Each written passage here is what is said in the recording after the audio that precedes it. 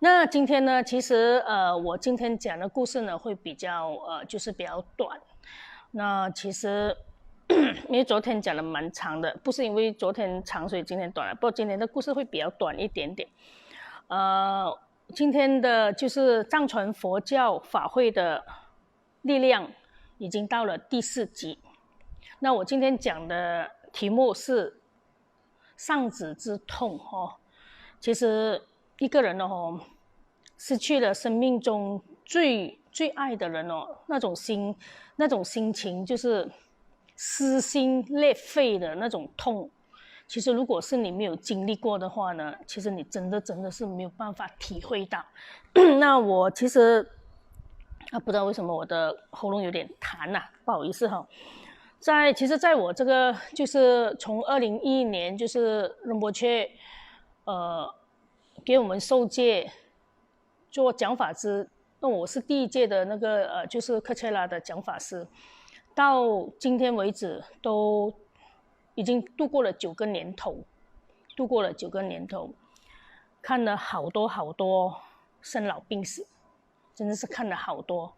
那生离死别，其实这种悲痛这种惆怅，其实有时候真的是很无奈。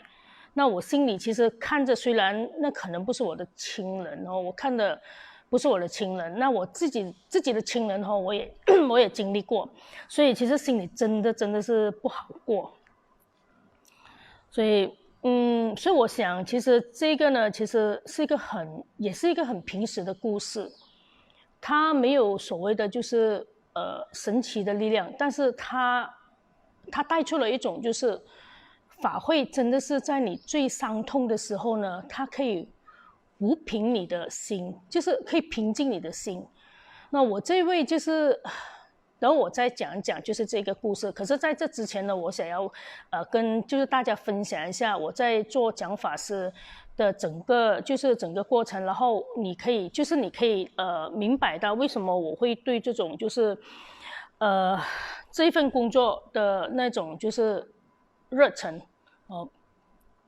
好，我再看一看的话，还有谁进来了？哦，阿佩阿佩是我们的法会成员，阿佩早啊，基定啊 ，Mr. Kenny Chan 你好，吉祥如意 ，Hello Sharon Ong，Good morning。好，那我就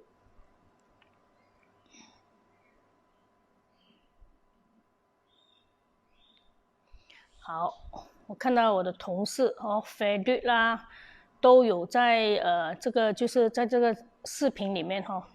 好，谢谢你们。那我就开始讲一讲哈，就不要浪费大家的时间。那其实我前几年哦，就是这些年来哦，我自己这点统计起来，当我在整理这个资料的时候，我统计起来我出现最多的地方啊，这几年出现最多的地方呢，是在就是医院。那医院最常进出的地方呢，就是在加护病房。那我常常都是进出加护病房，还有殡仪馆。那我记得啊，有一年大概是3年前，就是3年前吧。那有一年的那个盂兰盆节，哇，那整个月里面我差不多1个月里面的29天，我都是进出医院，而且有时候呢，一天里面呢是走2趟到3趟，而且是不同的医院。那差不多可以说就是吉隆坡巴生古域这一带的医院，我都可以算是跑通了。那其实都是到医院去帮助，就是一些就是需要帮忙的人，然后帮他们祈祷，帮他们就是安抚他们的家属。所以那个过程里面，其实算起来呢，是我怎么讲呢？感触很深，就是觉得哇，其实人要生病，也真的是你没有办法去控制。你看到很多身体很强壮、很健康的人，忽然之间倒下来。那你也看到一些老人家，就是生病啦，然后过世。所以种种不同的病，不同的就是过世的方式，不同就是离开离开就是人间他们的表现，他们的那种心情，那种有些人是很绝望，那有些人是很坦然的接受，那有些人是很不舍，他是说，哎，我可不可以活多几年，可以享受一下就是这世间的美好，等等等等。每一个人在就是临终之前呢，那种心情呢，其实是真的是非笔墨可以形容。我印象很深刻的就是有一次我去帮一位朋友，就是一位就是佛友的朋友做善终。他告诉我说，那时候在电话里面他告诉我说，我有个朋友在沙登医院，那是我第一次踏入沙登医院，我不知道原来沙登还有一间这么大的中央医院。他说我这个朋友其实时间已经是到了，可是可能就是因为放不下，可能放不下家人，或者是放不下一些他生前就是很眷恋的东西，所以一直都就是在医院里面躺了整1个多月都没有办法离去，而且非常非常的辛苦，所以他看得很心痛。那希望我可以过去帮忙，就是帮他祈祷，帮他诵经，让他就是比较心安。那我我跟这位佛友呢约了在那天就是在我们一起在沙登医院见面。那我记得是下午2点。那下午2点，那我记得那天下了一场大雨，那医院那边的泊车位满满都是车。那我很急的就是终于找到了一个泊车位。我记得我那边绕了差不多10分钟到15分钟才找到了泊车位。那我的车好不容易才泊好呢，然后我的佛友就打一个，我就接到了佛友的电话。哎，他说你到了吗？我说我到了。他说赶快了，赶快了。他的家人啊，刚刚打电话给我说，他好像很辛苦了。那我说好，那我们2个人啊，就一起就是这样子冲着上去，那个加护病房。那到了加护病房的时候呢，他其实已经是移出了一个就是外面这个位置。那我看到他的家人啊，应该是家人啊，全部围在他的那个床边。那我就瞄一下他的那个血压那个血压，那个你在医院你可以听到那个血压这边滴滴滴滴声这样。那我看到我印象很深刻，他那时候的血压是67。那一般上你知道，当血压到了67的话呢，已经是一个就是面临就是要去世的人了，通常都是醒来的几率是蛮低的。所以我就看了我的佛友，因为我不认识对方，所以我也不认识他的家人。那这佛友就说了啊，赶快，我们就是进去，就是因为那边就是堆着就是好多人，我记得有整10多个人。那我们就好像冲进去那个人群那边，走进去了，终于就是走到了那个就是濒临过世的那位就是先生的那个病床。那我就因为我听了好多的那种就是哭啦，哭泣的声音啦，就是低气的声音，那其实心情很复杂。那我又没有办法说，哎，叫他们不可以哭。那也就跟我的佛友打个眼色，我说啊，你就给我专心的，就是那个佛号，那你帮我就是维持一下就是周围的那个秩序。然后我就没有去想太多，我也没有去看身边周围，我就去看看那位就是先生，其实很年轻，我记得大概是50多岁吧。蛮年轻的一个就是他属于中年安哥。那我就开始诵经，那我就一直看着他的血压从67、66、65、64、63。那我记得我在那边心情很复杂，其实我也被，其实有时候那个状况就是说你会被他的家人感染，就是你真的是很想，就是眼泪会掉下来。可是你因为你的职责关系，你又被逼，就是说，你一定要很坚持，你一定要说很坚强，就是一直很稳定的在那边诵经。那到最后呢，大概是前后不到15分钟。那我们在诵经的时候呢，前后不到15分钟，那这位先生就离开了。他离开到最后，其实他也没有看我一眼。那我就心里其实有一个很安慰了，我觉得至少他在离开的那15分钟，我可以帮他就是念佛号。那我是心里在想，虽然我跟他完全没有打过招呼，我也不认识他叫什么名字，我甚至也不知道他是谁。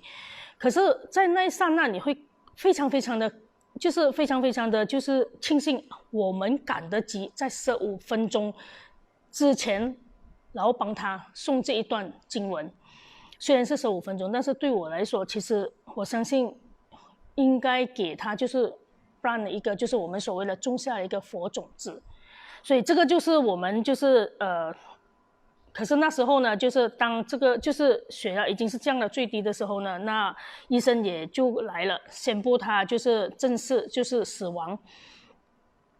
那亲人就开始有点混乱了，就哭的哭啦，就要去拉他的手。那我就跟他们说，我说不好意思啊，我是皈依讲法师，那我今天来这边诵经，那我有一个就是小小的要求，我知道大家都很难过。那我也跟你们就是不是很相熟，但是我有一个请求，就是说你们如果真的非常非常的难过，想大声哭的话呢，那你们先出去外面哭。我说哭了回来，等心情平静的话呢，那你们再倒回来看他这样子。那我也请就是我的佛友跟就是护士医生说，让就是给多一点，我再给多一个15分钟我们。所以我们在就是帮他诵经，然后做就是善终的仪式，那才给他就是说就是正式就是拔管。还好的就是虽然就是他们的就是他的家人很难过，其实是场面是蛮混乱的，我记得场面是蛮混乱的。但是他们到最后呢，因为跟我这位佛友认识应该是蛮久的，所以他还是就是他们都很乖了，就是依照就是我们所说的话，没有去触碰这位先生的就是大体。OK。为什么我要讲这个故事呢？其实我是想要告诉大家说，我们每一个讲法师在克切拉的每一个讲法师是摩羯授权的。那我们差不多就是不定时呢都会帮助这些临终的朋友做这样子的一个就是仪式。那我们最后呢就很顺利的把所有的仪式做完。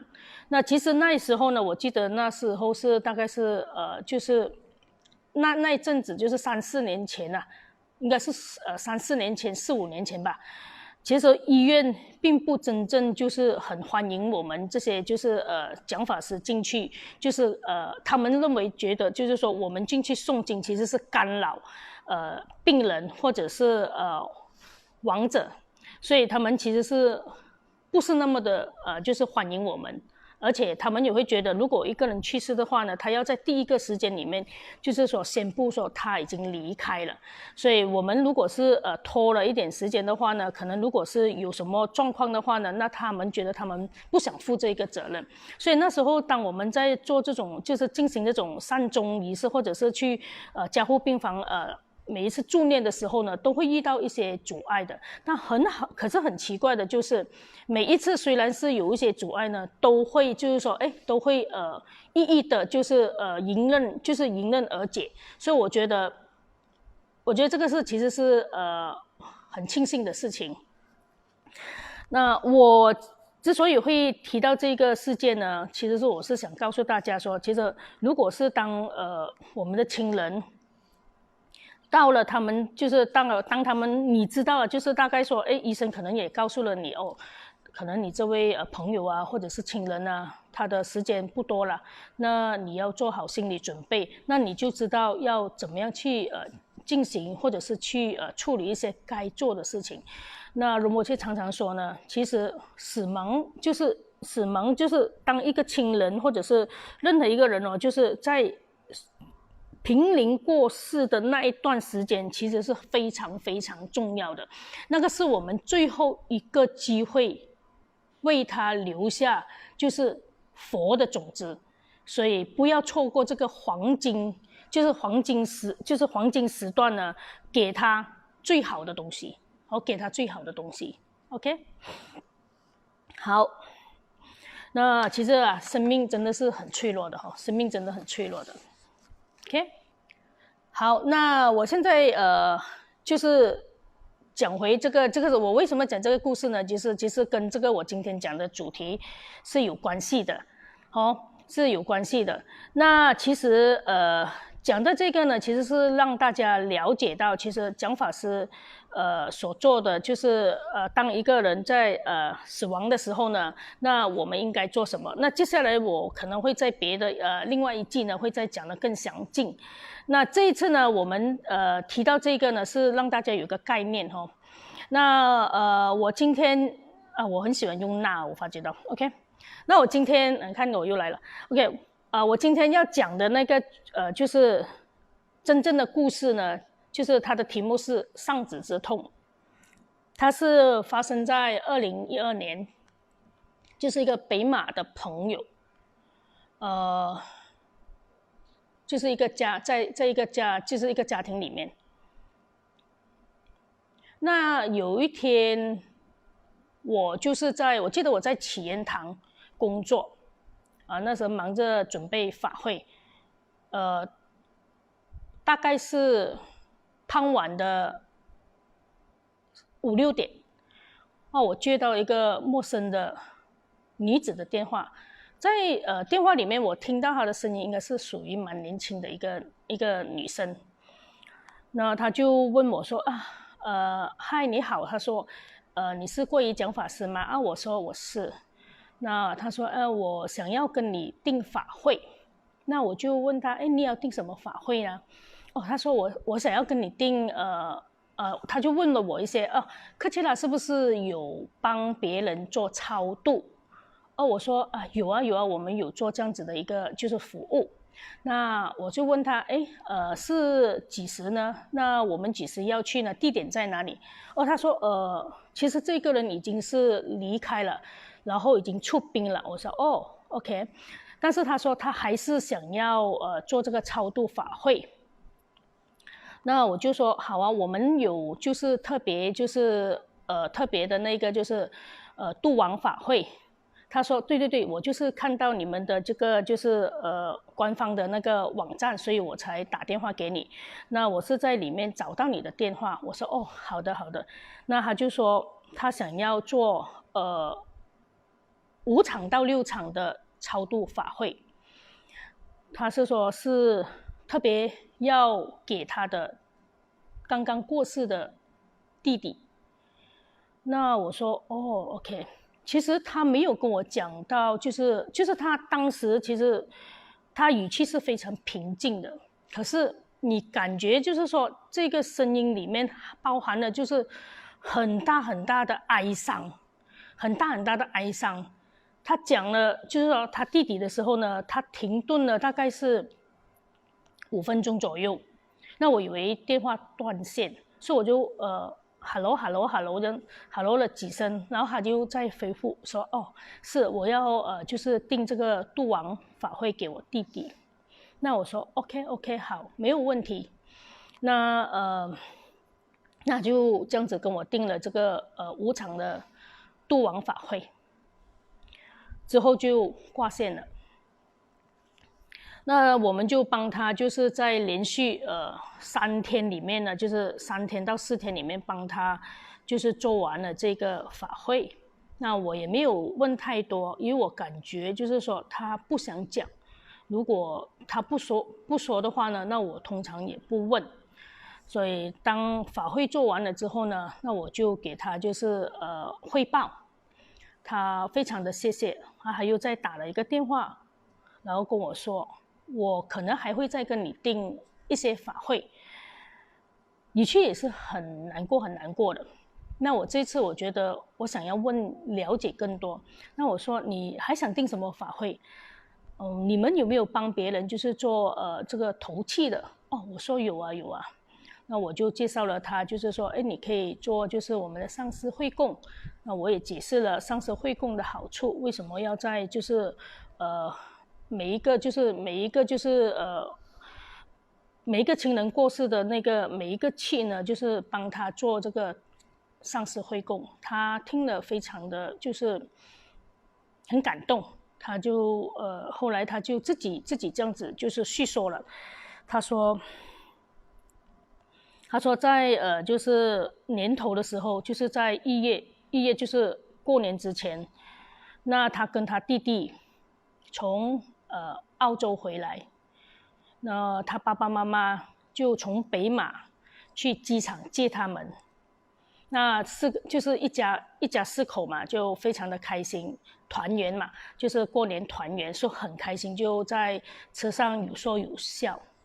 那也不知道是怎么样的情况之下，他那时候驾车的是他的父亲，驾车的时候是他父亲，那车无缘无故的就翻了，然后也不知道撞了什么。其实他们就是没有一个概念，就是说那个车是怎么撞的，还是可能也是自己也不想去再想回来那一个状况。那结果他的弟弟当场在就是车祸现场过世，他爸爸妈妈完全没有办法接受，然后他自己也没有办法接受，因为他们的感情非常非常的好。那这位年轻女子呢，其实她已经是移民到就是澳洲去了。那每一年呢，他们都会回来跟爸爸妈妈相聚。那弟弟呢，也是在澳洲工作，所以很年轻，才那年过世的时候29岁，所以他们没有办法接受这个就是弟弟离开的一个事实。所以尤其是他说，尤其是我的爸爸，他很自责。那我说哦，原来是这样子。那我也不敢问太多，因为整个过程他没有跟我谈到怎么样创，然后怎么样的。但是我觉得是他真的不想再讲，所以我也不问。那我说好，我就帮你的弟弟做这个就是这个7个契。我说你 OK 吗？他说没有问题，只要你就是帮我做完了，那你就联络我，就他说我的父亲会联络你，那我会就是汇钱给你。我说没有问题没有问题，我说你不要去想太多，那我们一定会帮你做完。我说钱到时候你就是你方便的时候你就汇进来就是了。其实我从头到尾到今天为止都已经好多年了，我还没有见到这位年轻的就是女子。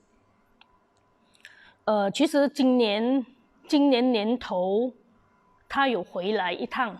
那本来就是说，她爸爸跟妈妈约好了，就是我们4个人，就是这位女子，还有她的丈夫从国外回来呢。本来是要在这个就是禅修林跟我见面，但是因为一些事故呢，我们又没有碰上了，所以到现在其实我还没有见过她的样子。已经好几年了。其实这个是一个真的是很难过的一个个案。那后来就这样子，他就回去了，就是办妥了他的弟弟的丧事之后呢，他就回去了，就是澳洲回去工作。那后来其实过了好几年，有一天。我的同事告诉我说：“哎，有一对老夫妻想要见你。他说他跟你认识的。我说哦，是啊，他是从北马来的。那我说我印象中我没有就是朋友是在北马，而且是年纪比较年长的。我说我没有。他说不是，这个人你一定认识，而且他跟你通过电话。那因为过了好几年了嘛，我也没有去记得这件事情。”那我当天就看了，就是接见了这位就是老先生，跟太太，其实太太还蛮年轻，老先生比较年长一点。那看了老先生就握着我的手，他就握着我的手，他就哭了出来。他说：“哎，谢谢你当年帮我的儿子做了法会。”我说：“OK。”那我没有，我不好意思，我真的是有点忘记了他是谁，所以我就问，我说老先生，您是啊？他说你不记得吗？我就是就是两三年前，就是2年前，我记得2年前之后我们才再重新联络。他说我的女儿有跟你联络过，就是打电话给你说做那个就是法会的。我说哦，原来是您。我说是，我真的是忘了，不好意思。那老先生他说其实他真的很难过很难过。他说这一些年来，当儿子离开了之后呢，他真的是生不如死。他说他觉得是他自己害死他自己的儿子，因为他自己驾车疏忽，所以造成车祸，造成儿子就这样子离开，所以他觉得他是非常非常的自责。他说他没有办法出去外面见人，他没有办法去接受这个事实，虽然已经过了1年到2年，他还是没有办法接受。他一边讲的时候呢，就一边就是眼泪一直掉下来。那他太太就一直就是用手拍拍他的肩膀。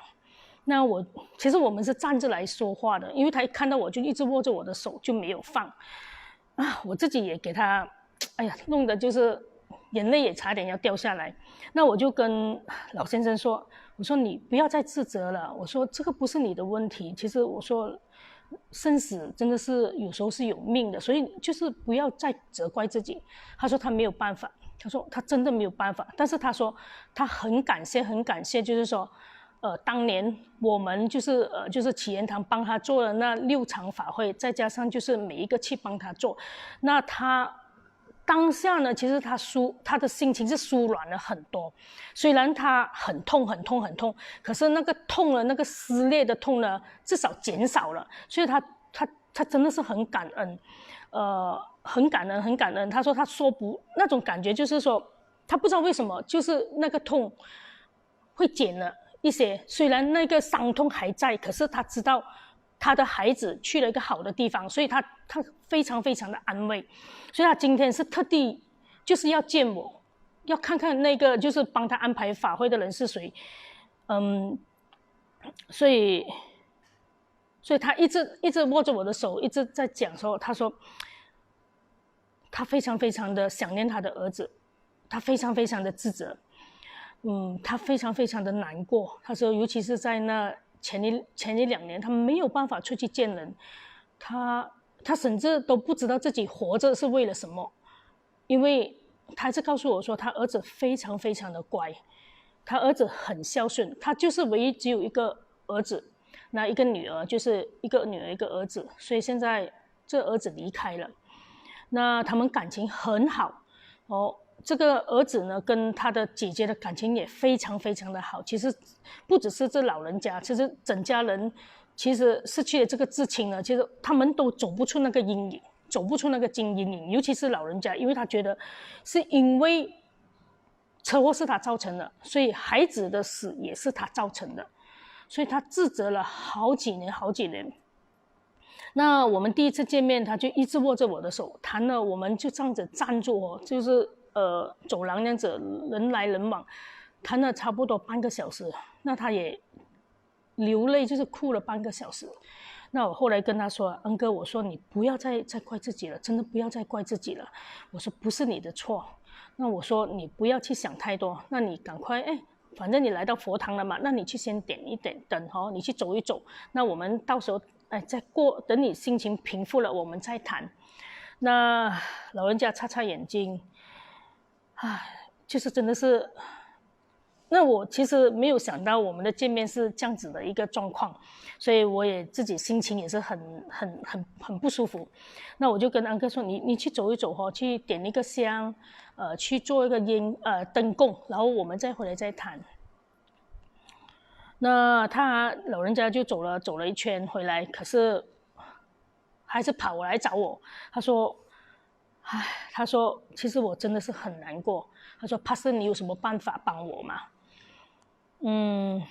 我就其实坦白说了，在这个时候你没有办法说给人家任何一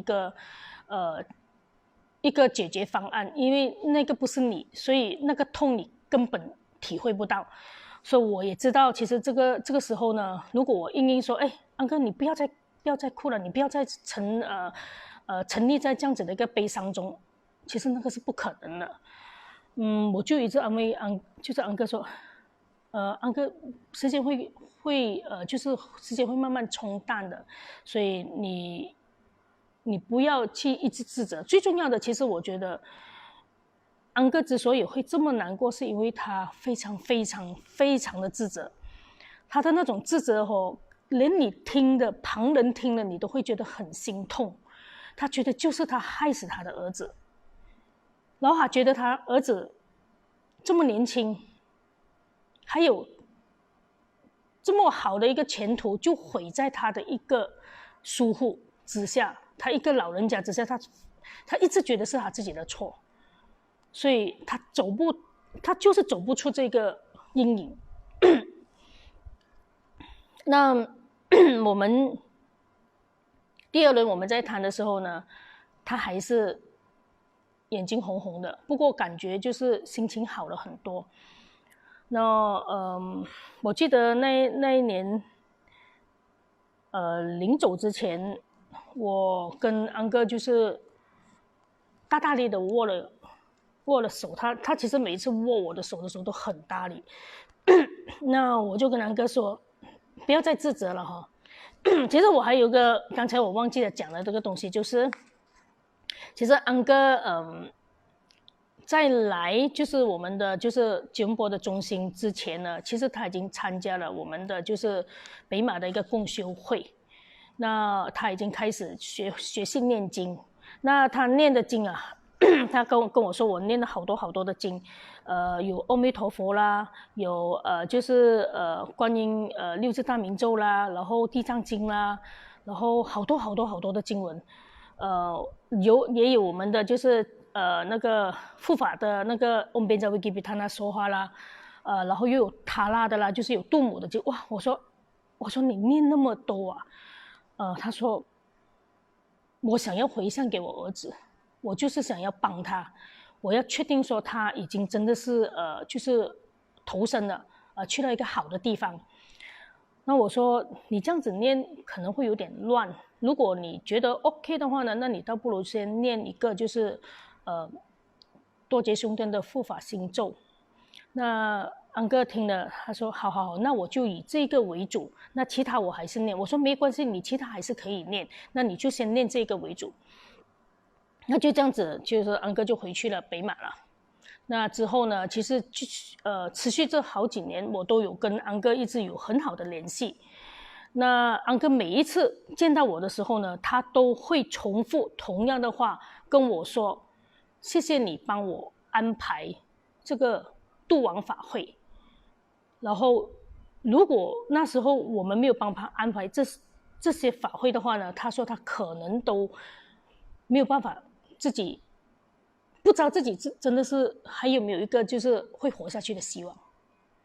所以每一次我见他，他就讲同样的话，说我其实因为这位安哥呢，所以我才知道哇，原来仁波切编制的这个度亡法会，这个度亡的这个起源文是这么的有力量，可以让一个就是让一种就是撕心裂肺的那种痛可以减除。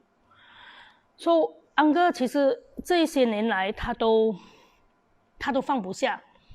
那只有就我们其实认识的就这样子认识了，大概有从空气中啦 ，OK， 我们在空气中，因为我没有见过他。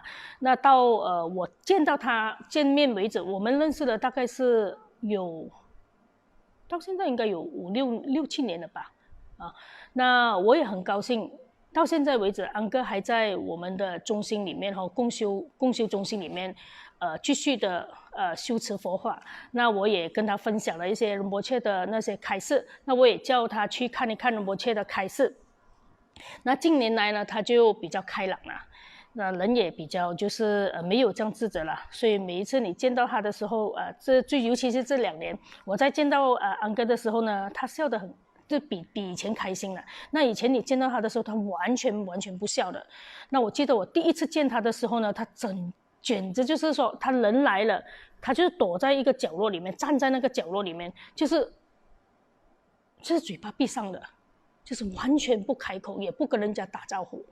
那现在呢，其实安哥真的是比较开朗了。那我觉得这个应该也是归功于，就是他有学习佛法。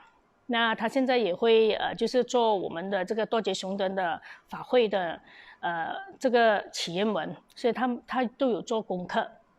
那他现在还告诉我说，他有时间呢，他就会就是打理一下就是庭院的园艺。那安哥本身是一个退休人士，所以他可能也是因为这样子时间太多了，所以想的更多。所以我觉得其实是很开心。那这些年来呢，安哥每一年的那个就是盂兰节啦，就是清明节，他一定会打个电话跟我说，我要做这个配套，然后回向给我的儿子。那我儿子的1周年就是1周年纪念到了，你记得要帮我做法会哦。然后他每一年都会就是做同样的动作，然后就是这个就是寄他的儿子的照片给我啦，现在就是还有他的那个名字给我啦，就是每一年都没有就是重复同样的东西。那我觉得很开心，就是说怎么样呢？安哥开始慢慢的就是接受了，然后他也不再那么自责了，人也开始变得开朗了。我真的是很开心，我这看到一个人从伤痛，就是从真的是那种揪心的痛，然后好像真的是你想一下，你的孩子在同一辆车，然后你看着他离开那一幕，我相信应该是人生的最痛，所以他慢慢的把这个最痛慢慢的就是越来那个痛的程度减低，所以我是非常的庆幸。那仁波切成立了祈愿堂，然后帮助了很多人在最痛最需要的时候，他们有一个就是有一个地方可以寻求他们的那个希望。那祈愿堂以前我们有一个就是称号叫做就是 House of Healing, House of Hope， 所以这个其实就是一个就是希望，就是疗愈之家，希望之家，这个是我们其实祈愿堂的一个就是称号来的。那我们真的是为这个老人家做到了这一点。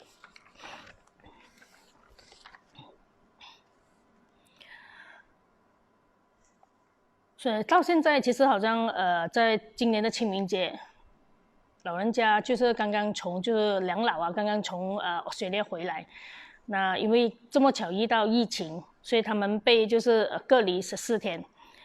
那我在所以他也打了电话给我，就是我们在清明节前一天，就是法会之前，他就打电话给我说，我要做，我要帮我儿子做配套。我说没有问题，我也依了你了。所以我说你要什么配套，你让我知道就好了，我就帮你安排就可以了。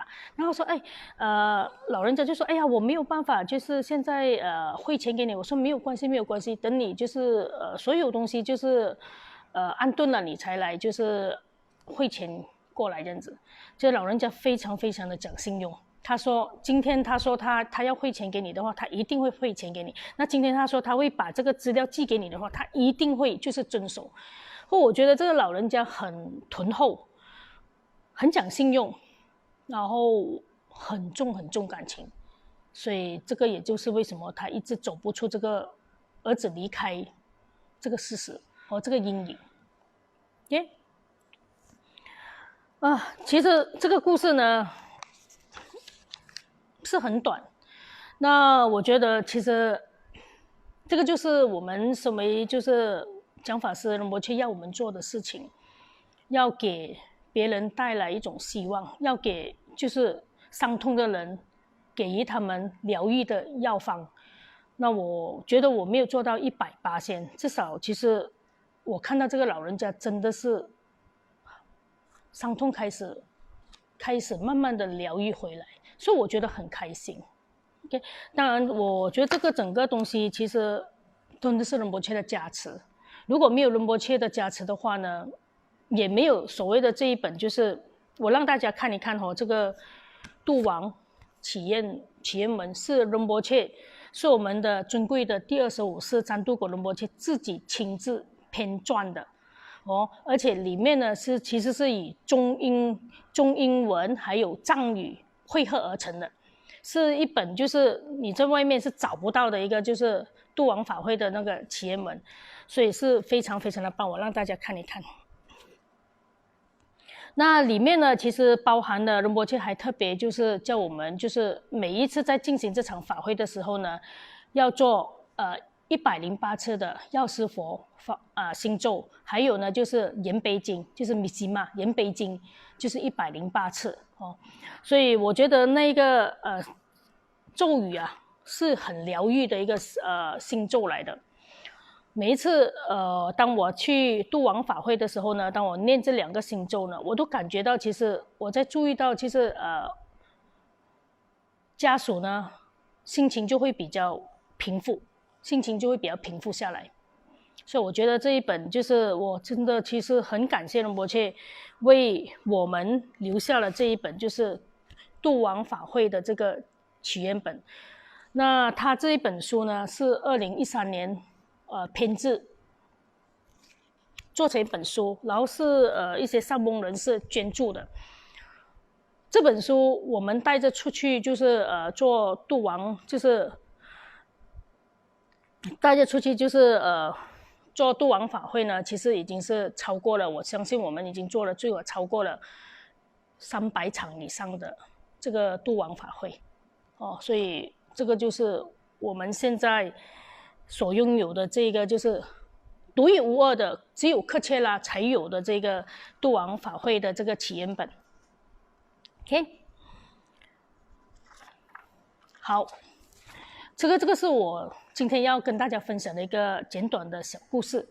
那刚才前言的时候呢，我有跟大家介绍就是讲法师跟为什么会跟度王法会这么的靠近呢？就是就是工作为什么那么的密切呢？就是我们是从头陪着就是家属到最后入土为安为止。好，那我的故事就讲完了，但我看一看还有什么就是有朋友没有在网上问问题。那我们里面的祈愿文呢，包含了35佛忏，护法的这个简短的祈愿文，还有就是上师一加法，非常的简单，但是它包含的意义非常的深。那它带给就是不管是亡者或者是家属呢，都有一定的安抚的心。所以我觉得这本度王法会呢，其实是祈愿本呢，是我其中一本我最讲呢，就是其实算是我心头最爱的一个祈愿文。所以我觉得仁波切在编辑这本书之前呢，他的每一个就是每一个心思呢，都是触动了每一个人的心。所以当你每一次去就是这种就是非常非常哀伤的一个场合的时候呢，当你在念诵这本祈愿文里面的所有的祈愿本的时候呢，你会感受到你自己的心情也会很平静，就是很舒服。所以我觉得这本书真的是很棒很棒这个法会啦，我是说这个法会。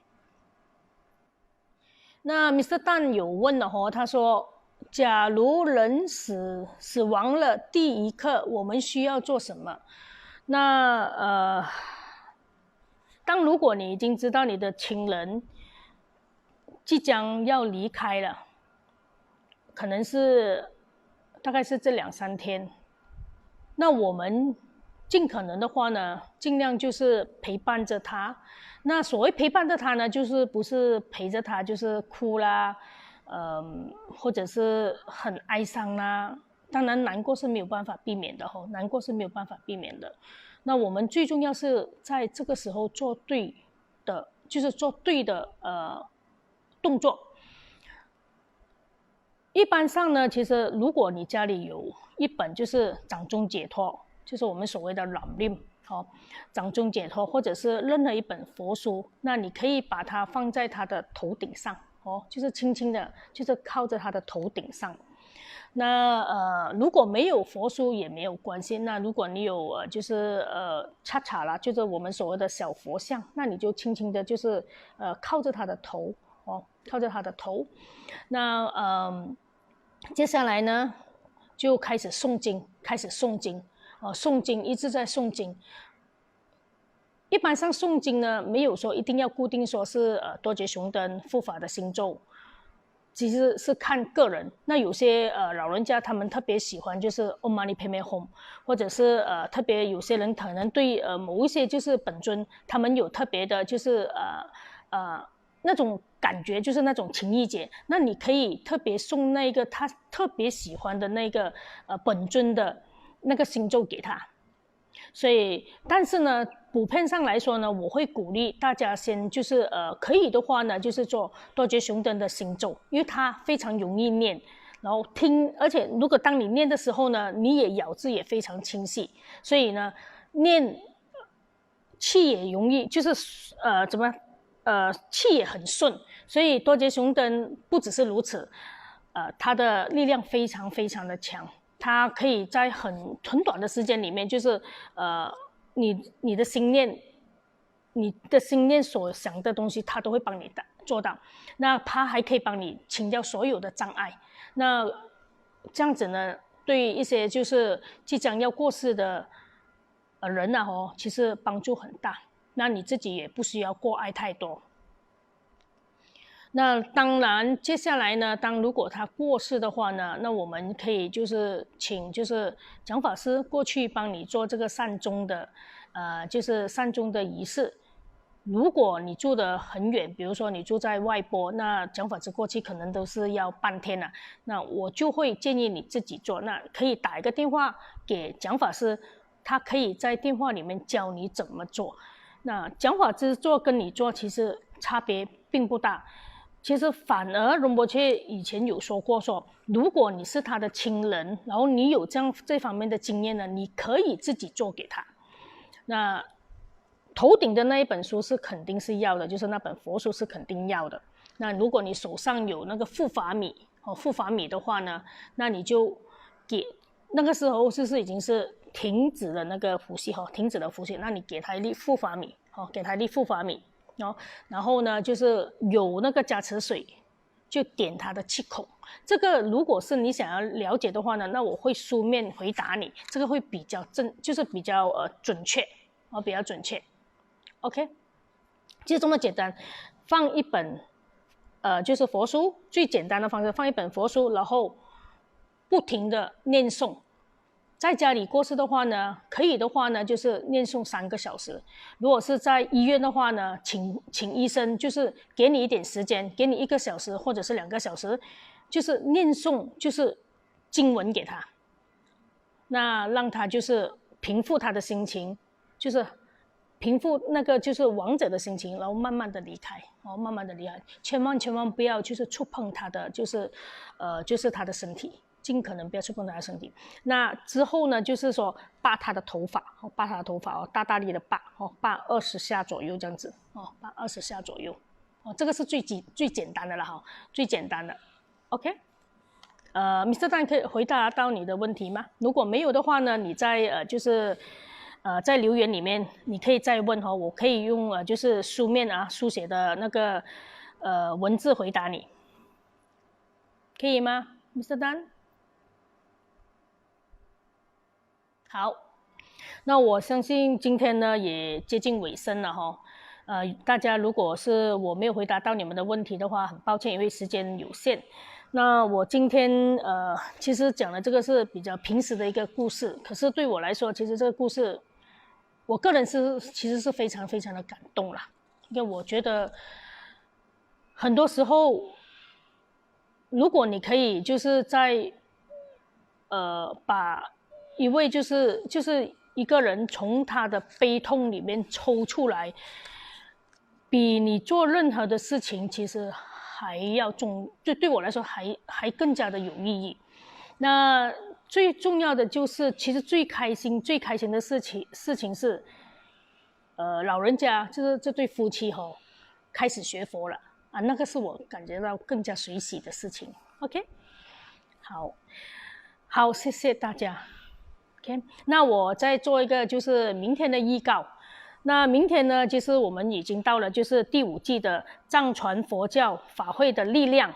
那我也要与大家分享一个就是购物中心啊，就是高档专柜啊闹鬼的个案。